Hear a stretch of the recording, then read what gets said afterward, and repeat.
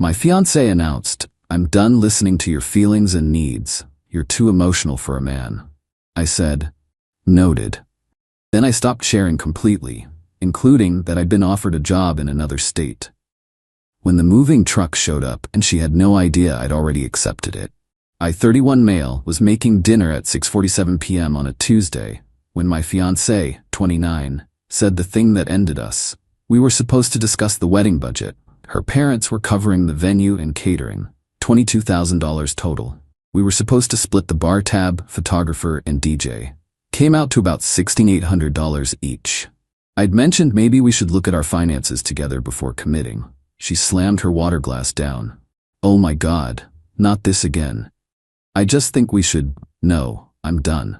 I'm done listening to your feelings and needs. You're too emotional for a man. Do you know how exhausting it is? Every single decision requires a discussion. My dad never acted like this. He just handled things and let my mom plan. I'm not your dad." Clearly, he's actually masculine. Stood there holding a spatula. Pasta was burning. "You want me to stop sharing my feelings? I want you to stop having so many feelings, or at least keep them to yourself. I can't be your therapist." Noted. Don't be dramatic. Turned off the stove. Lost my appetite. That night, I decided. She didn't want to hear my feelings, she'd hear nothing at all. Next morning at 9:23 a.m., LinkedIn message. Recruiter. Senior software architect position. Different state, 850 miles away. $105K salary increase plus $12 signing bonus and full relocation package. Would normally show her. Discuss it together. Not this time. Responded, extremely interested. When can we talk? Phone screen at 2 p.m. Nailed it. Second interview Friday. Came home. She was on her phone. How was work? Fine. You're being weird. Just tired. Panel interview Friday. 6 people. 2 hours. Crushed it. They said they'd have an offer by Monday. Didn't tell her about any of it. Offer came Monday at 11:08 a.m. Signed it at 11:34 a.m. Start date in 6 weeks. Apartment hunting started that night. Found a place in 3 days. 1 bedroom, nice building, $1,680 a month. Signed the lease. First last security. $5,140 total. Move-in date 5 weeks. Our current lease ended in 7 weeks. My name only. I'd signed it before we moved in together. Perfect timing. Gave 2 weeks notice at work Wednesday. Boss was disappointed but understood. Started decluttering. Sold stuff online. My fiancé loved it. See, this is what I've been saying. You had so much junk. Sure. Rented a storage unit 2 weeks out. $165 per month. Started moving things there on Saturdays. Told her I was donating it all. Week 4. Her mom called about final wedding details. We need your guest list by next week. Better ask her about that. Is everything okay? You sound off. Just busy. Well, we're very excited. Only 5 months away. Right. Week 5. Booked the moving truck. 20-footer from a local company. $950 with insurance. Scheduled for Friday at 9 a.m. My fiancé had mentioned weeks ago she'd be working from home all day Friday. Back-to-back video meetings until at least 3 p.m. Even better, she'd be home to watch. Thursday night I barely slept. Not nervous, excited. She woke up Friday at 8 a.m. Made coffee, sat down at her laptop in the living room. Big meeting day. Don't make noise, okay? Won't be a problem. 8:47 a.m. my phone buzzed. Movers were 10 minutes out. 8:58 a.m. the truck pulled up. Update 1. She was on a video call when the doorbell rang. Can you get that? She whisper-yelled, camera off. Opened the door. 3 guys with dollies. Here for the move? Yep, let's do this. Started directing them. My furniture, my boxes, my electronics. My fiancé's head whipped around, held up a finger. Wait 1 minute. Turned her camera back on, smiling. Sorry about that. Let me share my screen. The movers kept working. First trip out, my couch. She looked over, looked at me, looked at the movers, mouthed, what's happening? Pointed to my phone, texted her, moving, stay on your call. Her eyes went huge, tried to say something but her boss was talking. She unmuted. Yes, I agree with that approach, voice shaking. Second trip, my TV, my desk, my bookshelf. She texted back, what do you mean moving? Exactly what it sounds like. Where? Different state, new job, starting Monday. Her camera was still on. Watched her face go from confused to panicked to furious, but she couldn't say anything. Her entire team was on this call. She typed, you can't just leave, we're getting married. You said you were done listening to my feelings, so I stopped sharing them, including the job offer. This is insane. Gotta go. Movers need help. She stood up, forgot her camera was on, walked toward me. I'm in a meeting, someone shouted through her laptop speakers. She froze, turned around, sat back down, camera back on. Sorry, technical difficulties. The movers worked for 3 hours. Everything I owned went into that truck. About 65% of the apartment's contents. She stayed on video calls the entire time. Watched helplessly as her home was dismantled. Kept muting and unmuting, asking me what was happening between calls. I already told you. You can't do this. I'm doing it. We're supposed to get married in 5 months. Not anymore. My parents spent $22,000. Your parents, not me. I never agreed to pay for anything. 11:52 a.m., the movers finished loading. Walked over to where she was sitting. She was on another call. Camera off this time. Placed my key and garage remote on the table in front of her. Lease ends in 2 weeks. You're not on it. Figure it out.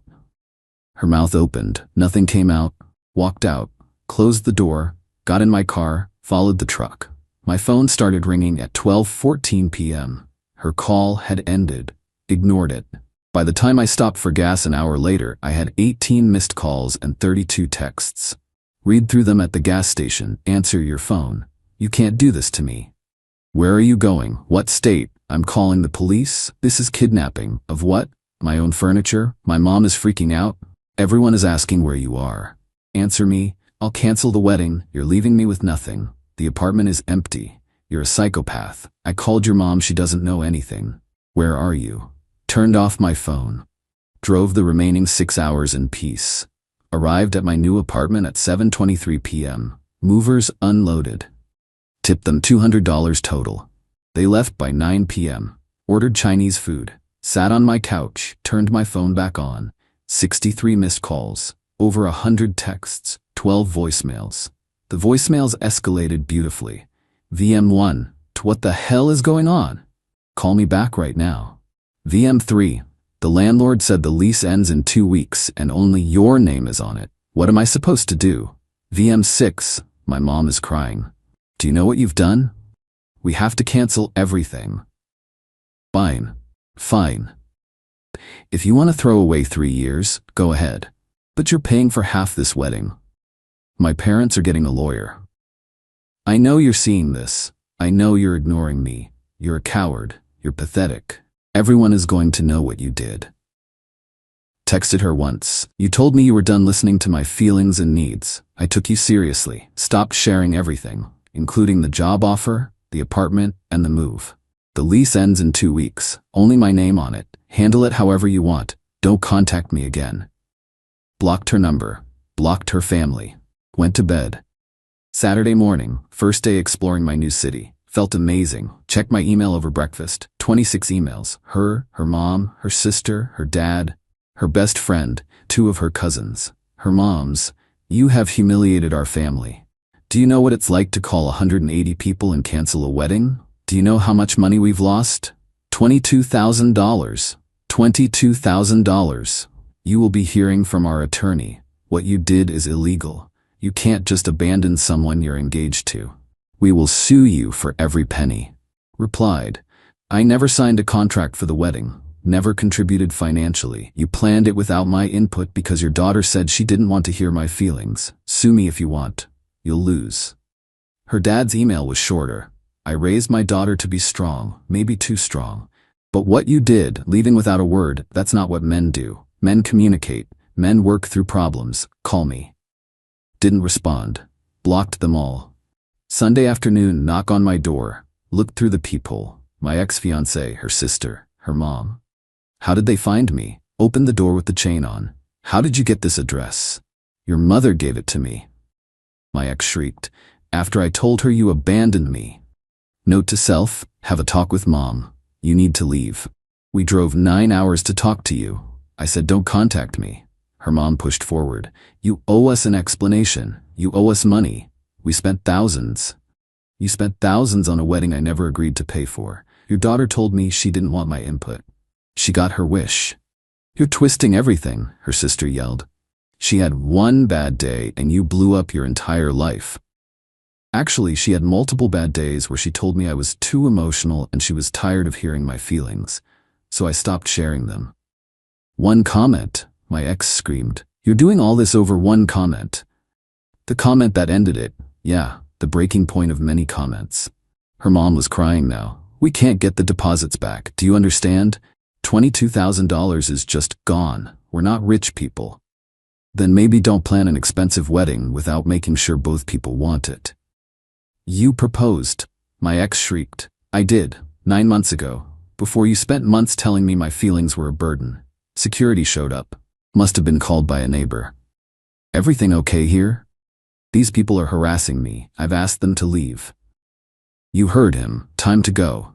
You can't kick us out. We drove 9 hours, her sister protested. Ma'am, this is private property. Leave or I call the police.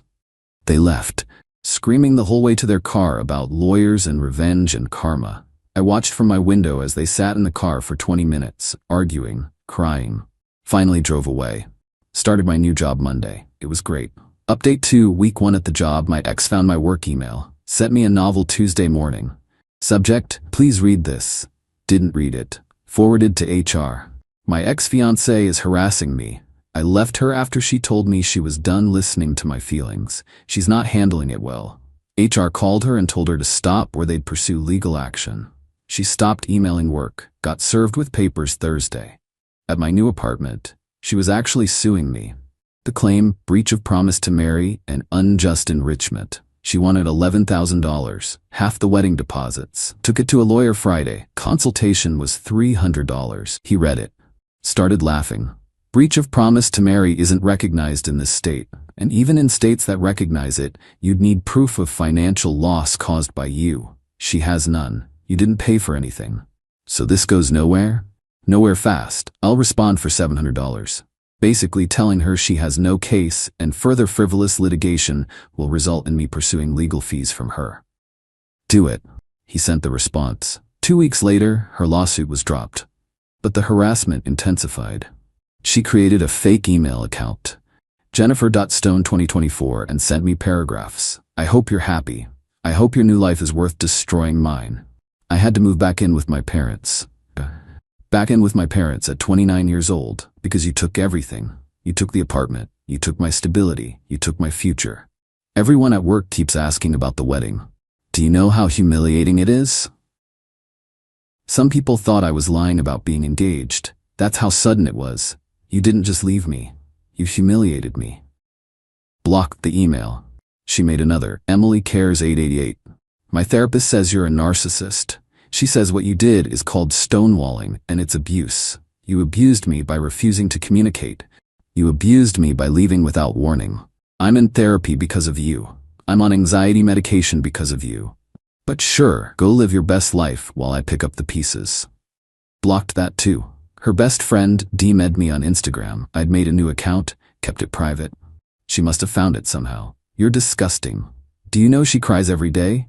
She can't eat, she can't sleep, she's a shell of herself. And you don't even care. You just moved on like she meant nothing. 3 years together and you threw her away like garbage. I hope karma gets you. Blocked. Week 3, her dad showed up at my apartment building.